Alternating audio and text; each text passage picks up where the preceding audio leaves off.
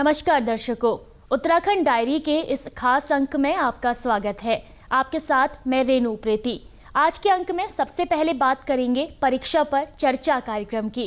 विगत 1 अप्रैल को देश के माननीय प्रधानमंत्री नरेंद्र मोदी ने परीक्षा पे चर्चा कार्यक्रम में देश भर के बच्चों से संवाद किया।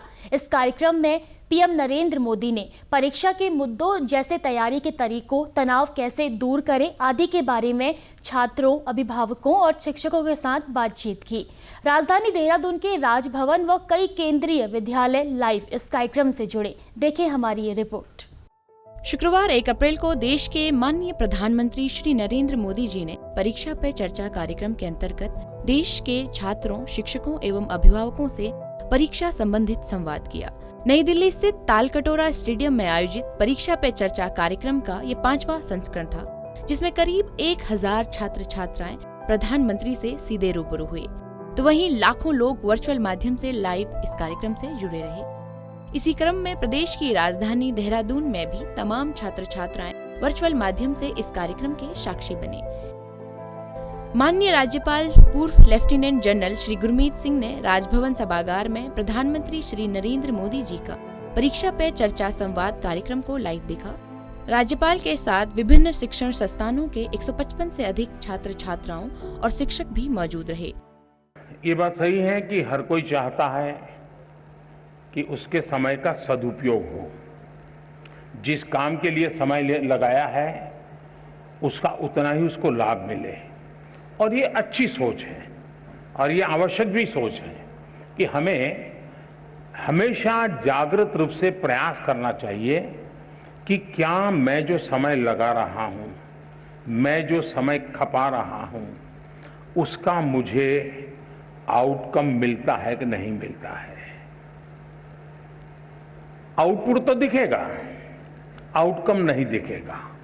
इसलिए पहले तो खुद में एक आदत डालनी चाहिए कि मैंने जितना इन्वेस्ट किया उतना मुझे प्राप्त हुआ कि नहीं हुआ, और इसका हम हिसाब किताब लगा सकते हैं। और ये आदत हमको डालनी चाहिए कि भाई मैंने आज मैथमेटिक्स के पीछे 1 घंटा लगा दिया, तो मुझे उस 1 घंटे में जो मुझे करना था वो मैं कर पाया या नहीं कर पाया। उसमें से जो सवाल मुझे कठिन लगते थे वो मुझे सहज हो गए कि नहीं हो गए, मतलब मेरा आउटकम इंप्रूव हो रहा है। ये हमें एनालिसिस करने की आदत डालनी चाहिए। बहुत कम लोगों को एनालिसिस की आदत होती है, वो एक के बाद एक पूरा करते ही जाते हैं, करते ही जाते हैं, करते ही जाते हैं, और बाद में पता ही नहीं रहता कि अरे वो जरा ज़्यादा ध्यान देने की जरूरत थी, उसको मैंने ज़्यादा ध्यान देने की जरूरत नहीं थी। कभी कभी क्या होता है, हमारे अपने टाइम टेबल में जो सबसे सरल है, जो सबसे प्रिय है, हम घूम फिर करके उसी में घुस जाते हैं। मन करता है चलो इसी को कर ले, क्यों, आनंद आता है, और उसके कारण जो कम पसंद है, थोड़ा कठिन है, उससे बचने की कोशिश करते हैं। कार्यक्रम से जुड़े कई केंद्र विद्यालयों में से KVOLF में इसके लिए विशेष इंतजाम किए गए थे। सभी कक्षाओं में स्मार्ट बोर्ड लगाकर कार्यक्रम को लाइव दिखाया गया। कार्यक्रम परीक्षा पे चर्चा के दौरान प्रधानमंत्री नरेंद्र मोदी ने छात्रों का उत्साह बढ़ाते हुए कहा कि परीक्षा हमारी जिंदगी का छोटा सा हिस्सा है, जिससे हम पहले भी गुजर चुके हैं। ये नया नहीं है, इसलिए हमें इससे डरना नहीं चाहिए। आपके मन में भय क्यों होता है, ये प्रश्न मेरे मन में है। क्या आप पहली बार एग्जाम देने जा रहे हैं? क्या आप में से कोई नहीं है जो पहली बार एग्जाम देने जा रहा है? मतलब कि आपने बहुत सारी एग्जाम दे चुके हैं और अब तो आप प्रकार से एग्जाम के इस दौर से आखिरी छोर की तरफ पहुंच चुके हैं। इतना बड़ा समंदर पार करने के बाद किनारे पर डूबने का डर, ये तो दिमाग में बैठता नहीं है। तो पहली बात है कि आप मन में एक बार तय कर लीजिए कि परीक्षा जीवन का एक सहज हिस्सा है, हमारी विकास यात्रा का छोटे पड़ाव है, और उस पड़ाव से हमें गुजरना है। हम गुजर चुके हैं। जब इतनी बार हम एग्जाम दे चुके हैं, एग्जाम देते देते देते एक प्रकार से हम एग्जाम प्रूफ हो गए हैं। और जब ये विश्वास पैदा हो जाता है तो ये नहीं, आने वाली किसी भी एग्जाम के लिए ये अनुभव अपने आप में आपकी ताकत बन जाते हैं। इसे, आपके इन अनुभव को, जिस प्रक्रिया से आप गुजरे हैं, उसको आप कतई छोटा मत मानिए। लाइव प्रसारण के उपरांत राजभवन में माननीय राज्यपाल ने छात्रों को संबोधित किया। उन्होंने कहा कि प्रधानमंत्री ने एक अभिभावक की भांति विद्यार्थियों का मनोबल बढ़ाया है और उनका मार्गदर्शन किया है। राज्यपाल ने विद्यार्थियों को परीक्षाओं के लिए शुभकामनाएं भी दी। वहीं प्रधानमंत्री के संवाद से छात्रों का मनोबल बढ़ा और उनमें नई ऊर्जा का संचार हुआ। It was a great learning और सुनने में इतना अच्छा लगा और इतनी बड़ी स्क्रीन पर देखने से ऐसा लग रहा था कि we all were present there. इसका जो उद्देश्य था, परीक्षा पर चर्चा, और इतना कुछ सीखने के लिए मिला। माननीय प्रधानमंत्री जी ने एक एल्डर की तरह, एक प्रधान की तरह, एक मुखिया की तरह इतनी बारीक तरीके से आत्मिक स्तर पर बहुत बारीक बारीक चीजें इतने विस्तार से बताई। मैं तो सचमुच कहूं तो एक एक जो शब्द उन्होंने कहा वो हम सब के लिए, इररिस्पेक्टिव चाहे वो स्टूडेंट है चाहे स्टूडेंट नहीं है, it is important for each one of us. मैं आप सबको आने वाले एग्जाम के लिए शुभकामनाएं देना चाहता हूं और मैं यही कहूंगा कि देखिए, सबसे इंपॉर्टेंट है to know your own self. आपकी सेल्फ वर्थ क्या है, आप अपने आप से बात कीजिए। यू प्लीज इंट्रोस्पेक्ट, अपने अंदर में अपने आप को देखिए, अपने आप को पहचानिए। Most important is what is your own self discipline. आपका खुद के ऊपर में क्या अनुशासन है, क्या कंट्रोल है, क्या सेल्फ कंट्रोल है। वर्चुअल संवाद में प्रधानमंत्री श्री नरेंद्र मोदी जी के मार्गदर्शन से विद्यार्थी उत्साहित नजर आए। अभी हमारे अपकमिंग बोर्ड्स हैं, टर्म 2 के एग्ज़ाम्स आने वाले हैं, तो फिर हमें थोड़ा स्ट्रेस था कि हम कैसे करेंगे।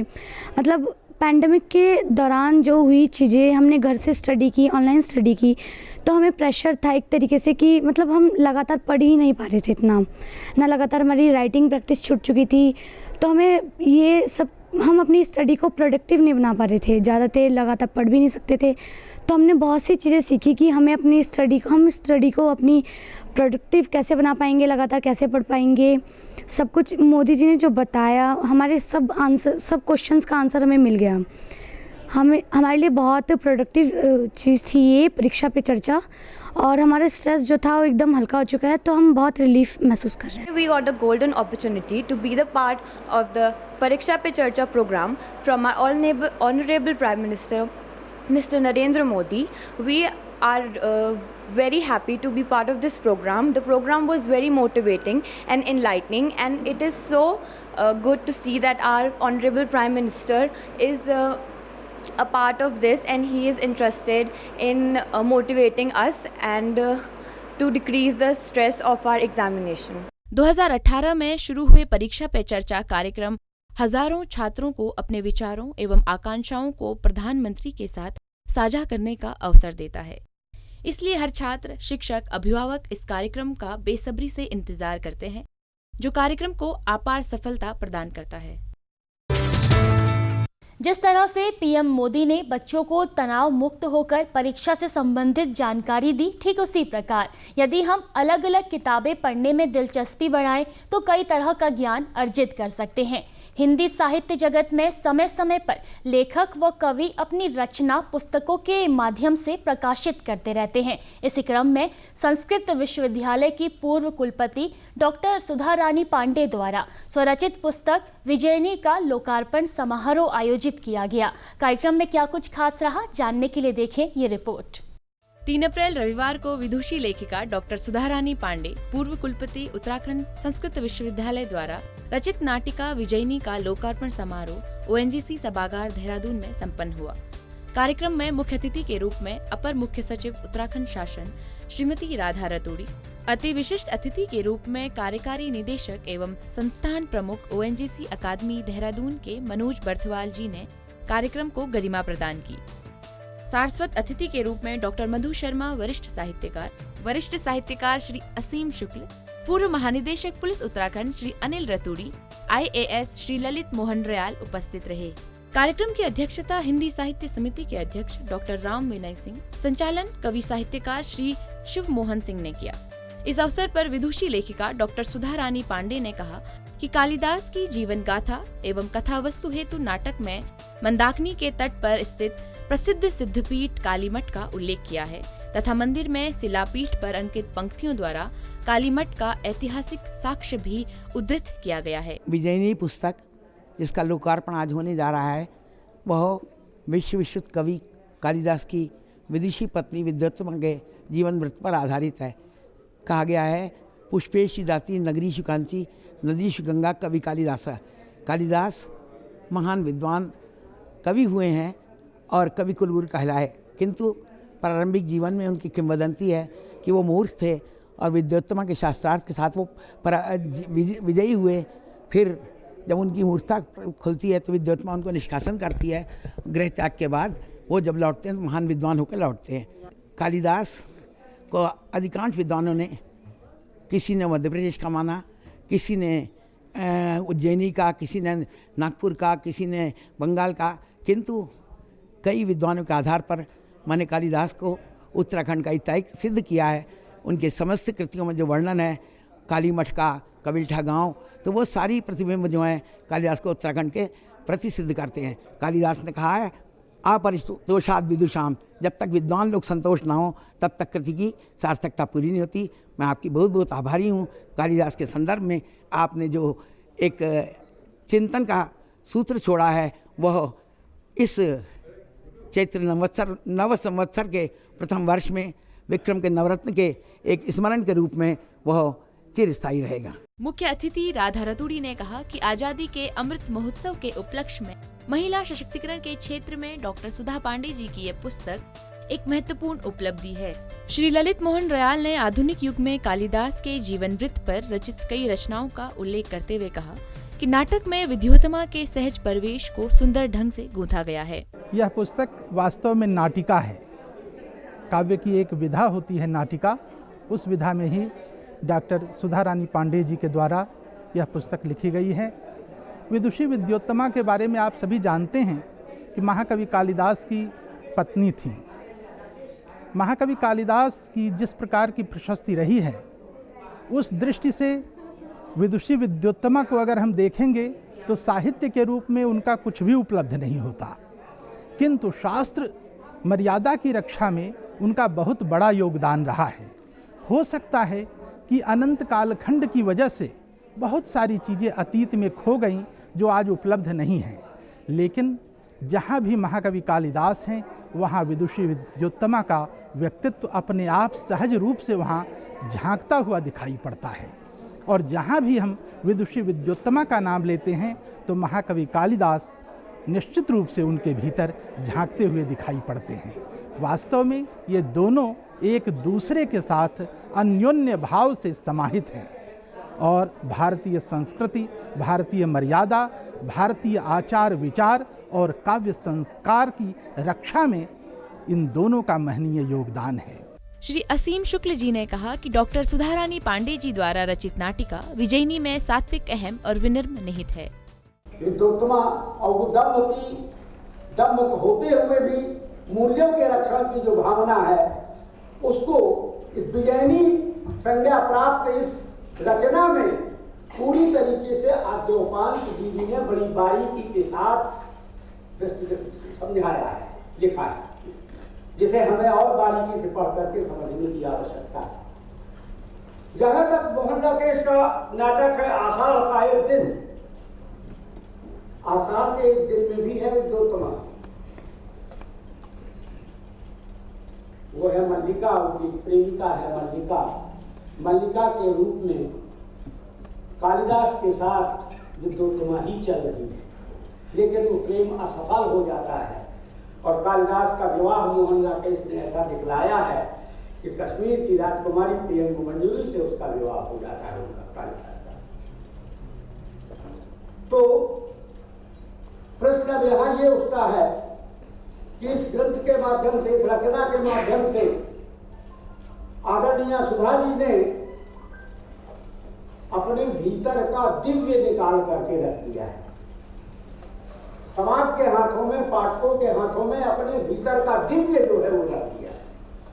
आखिर कहीं ना कहीं तो उस दिव्यता को शरण मिलती है, उस दिव्यता को शरण मिली है साहित्य में, कला में, हर प्रकार की कला में, और विशेष रूप से साहित्य में उस दिव्यता को शरण मिली है। दिव्यता को सब जगह से दिव्यता निकाल दी गई, तो आखिर कला और साहित्य ही जो है दिव्यता को शरण देने वाला सिद्ध हुआ, जिसका परिणाम है कि आज ये विजयनी रचना हमारे सामने, हमारे हाथों में है। सारस्वत अतिथि श्री अनिल रतूरी जी, जो हिंदी के प्रशस्त लेखक हैं, उन्होंने कहा कि नारी शक्ति की प्रतीक विद्योत्तमा के वृत्त पर लिखी इस कृति की प्रासंगिकता को नकारा नहीं जा सकता। बहुत ही, मैं कहूँगा, विद्वत्ता से भरा हुआ और यद्यपि ये किंवदंती एक बहुत प्राचीन समय से चली आ रही है, सबको पता है क्या ये कहानी है, किस प्रकार से विद्योत्तमा की कहानी है, लेकिन उसमें जो सिद्धांत भरे गए हैं इस नाटक में, वो मेरे ख्याल से बहुत ही नायाब तरीके से, बहुत ही महत्वपूर्ण विषय उसमें लेखिका ने रखे। 300 BC के आसपास अरिस्टोटल ने पोएटिक्स लिखी थी और उसमें भी उसने यही कहा था कि जो ड्रामा है वो सबसे अल्टीमेट एक क्रिएटिव फॉर्म है, हाईएस्ट कथारसिस। इस नाटक को आप पढ़ भी सकते हैं और इसका मंचन भी होता है। आप प्रोज को तो खाली पढ़ते हैं, पोएट्री को आप पढ़ते हैं, डिक्लेम भी करते हैं, लेकिन नाटक को आप पढ़ते भी हैं और उसको आप उसको प्ले भी रूप में भी प्रस्तुत करते हैं। कार्यक्रम में Padmashri doctor VKS Sanjay, doctor Vipin Chandra Ghandiyal, doctor Rajeev Pandey तथा शहर के जाने माने प्रतिष्ठित एवं प्रबुद्ध जन उपस्थित रहे। उत्तराखंड में चारधाम यात्रा को लेकर तैयारियां शुरू हो गई हैं। मई के महीने से चारधाम यात्रा शुरू हो रही है। ऐसे में प्रदेश में चारधाम यात्रा को लेकर तैयारियां तेज हो गई हैं। कोरोना काल के बाद होने जा रही चारधाम यात्रा में इस बार बड़ी संख्या में तीर्थयात्रियों के पहुंचने की उम्मीद है। ऐसे में क्या कुछ तैयारियां उत्तराखंड शासन द्वारा उठाई जा रही हैं, जानने के लिए देखें हमारी खास रिपोर्ट। प्रदेश में चारधाम यात्रा को देखते हुए 4 अप्रैल को गढ़वाल आयुक्त सुशील कुमार ने कहा कि आगामी चारधाम यात्रा में बड़ी संख्या में तीर्थयात्रियों के पहुंचने की उम्मीद है। कोरोना काल के बाद चारधाम यात्रा के दौरान यात्रियों की संख्या निश्चित ही बढ़ेगी। इसको देखते हुए उन्होंने सभी संबंधित विभागों को 25 अप्रैल से पहले सभी तैयारियां पुख्ता करने के निर्देश दिए। चारधाम यात्रा के लिए तीर्थयात्रियों को registration@tourist.uk.gov.in पर अपना पंजीकरण करवाना होगा। पंजीकरण ऑनलाइन तथा ऑफलाइन दोनों तरीकों से किया जा सकेगा। इस संबंध में पर्यटन विभाग ने डेमो प्रस्तुत करते हुए बताया कि हरिद्वार से लेकर संयुक्त बस अड्डा, गुरुद्वारा ऋषिकेश, बद्रीनाथ मार्ग, केदारनाथ, गंगोत्री और यमुनोत्री मार्ग पर ऑफलाइन पंजीकरण की व्यवस्था की गई है। केदारनाथ के लिए हेली पंजीकरण शुरू हो चुका है। वहीं दूसरी तरफ चमोली जिला प्रशासन ने चारधाम यात्रा को सुरक्षित एवं सुगम बनाने के लिए तैयारियां तेज कर दी हैं। बीआरओ ने बद्रीनाथ हाईवे से बर्फ हटाकर बद्रीनाथ धाम और माणा गांव तक मार्ग खोल दिया है। प्रशासन की टीमें यात्रा मार्ग पर व्यवस्थाओं को लेकर लगातार निरीक्षण कर रही हैं। चमोली के जिलाधिकारी हिमांशु खुराना ने कहा कि सभी संबंधित विभागों को यात्रा से पहले व्यवस्थाएं चाक चौबंद करने के निर्देश दिए गए हैं। जो भी हमारे संबंधित रोड से संबंधित डिपार्टमेंट्स हैं उनको निर्देश दिए गए हैं कि जो भी उनके डेंजरस पॉइंट्स हैं उन पर आवश्यक रिपेयर व्यवस्था कर लें, और साथ ही साथ अगर जहां पर ऐसा नहीं हो पा रहा है तो जो हमारी JCB या फिर एक्सकेवेटर मशीन है उसको सफिशिएंट मात्रा में डिप्लॉय करें। साथ ही साथ जल संस्थान है, विद्युत विभाग है, ऐसे समस्त विभाग हैं जो यात्रा व्यवस्था से जुड़े हुए हैं उनको अपनी व्यवस्थाएं सुचारू करने के निर्देश दिए हैं, ताकि मई में जो यात्रा प्रारंभ होने वाली है उससे पूर्व में ही हमारी सारी तैयारियाँ पूरी हों। और इस बार क्योंकि यात्रा संभावित है कि काफ़ी बड़ी नंबर में लोगों के आने की संभावना है, तो लोगों को कोई समस्या ना हो और सारी जो यात्रा है वो सुगमता से सुनिश्चित की जाए। मुख्य चिकित्सा अधिकारी डॉक्टर एसपी कुडियाल ने बताया कि बद्रीनाथ यात्रा के दौरान 19 मेडिकल यूनिट कार्य करेंगी। बद्रीनाथ यात्रा के लिए हमारी इस समय पूरी जोर शोर से तैयारी चल रही है और स्वास्थ्य विभाग ने इसके लिए अपनी कमर कसी हुई है। इस समय हमारे पास बद्रीनाथ यात्रा में टोटल जो है 19 हमारी चिकित्सा इकाइयाँ काम करेगी, जिसमें जो है चिकित्सा अधिकारी 75 चिकित्सा अधिकारी लगाए जाएंगे, 25 फार्मासिस्ट लगाए जाएंगे, 56 स्टाफ नर्स लगाई जाएंगी, 108 एम्बुलेंस हमारे पास 16 हैं, विभागीय एम्बुलेंस हमारे पास 18 हैं, ब्लड बैंक हमारे पास 2 जगह हैं, एक जगह ब्लड स्टोरेज है, एक जगह ब्लड बैंक है, ट्रॉमा यूनिट है हमारे पास जिला अस्पताल गोपेश्वर में, और वेंटिलेटर है हमारे पास, ऑक्सीजन हमारे पास प्रचुर मात्रा में है, ऑक्सीजन प्लांट भी है हमारे पास ज़िले में, 2 हमारे पास ऑक्सीजन प्लांट है जो कि भरपूर हमारे पास ऑक्सीजन की मात्रा है। यहाँ पे ज़्यादातर ऑक्सीजन की ज़्यादा दिक्कत पड़ती है इस इलाके में, तो ऑक्सीजन की कोई कमी नहीं होगी। और इस तरह से हमारी पूरी टीम इसमें लगी हुई है और हम इसकी तैयारी कर रहे हैं। आपको बता दें कि बद्रीनाथ धाम के कपाट 8 मई और हेमकुंड के कपाट 22 मई को खुलेंगे। बीते 2 वर्षों में कोरोना की वजह से चारधाम यात्रा भी प्रभावित रही, लिहाजा इस वर्ष यात्रा के दौरान लाखों लोगों के पहुंचने की उम्मीद है। विगत 7 अप्रैल को दूरदर्शन केंद्र देहरादून परिसर में उच्च तकनीकी युक्त multi camera mobile production facility नई ओबी वैन का विधिवत रूप से उद्घाटन किया गया। देखिए ये रिपोर्ट। विगत गुरुवार 7 अप्रैल को दूरदर्शन केंद्र देहरादून परिसर में उच्च तकनीकी multi camera mobile production facility युक्त नई आउटडोर ब्रॉडकास्ट वैन का विधिवत रूप से अभियांत्रिकी एवं कार्यालय प्रमुख अशोक कुमार सचान के नेतृत्व में उद्घाटन किया गया। कार्यक्रम प्रशासनिक एवं अभियांत्रिकी अनुभाग के सभी कर्मचारियों ने प्रसन्नता के साथ इसमें भाग लिया।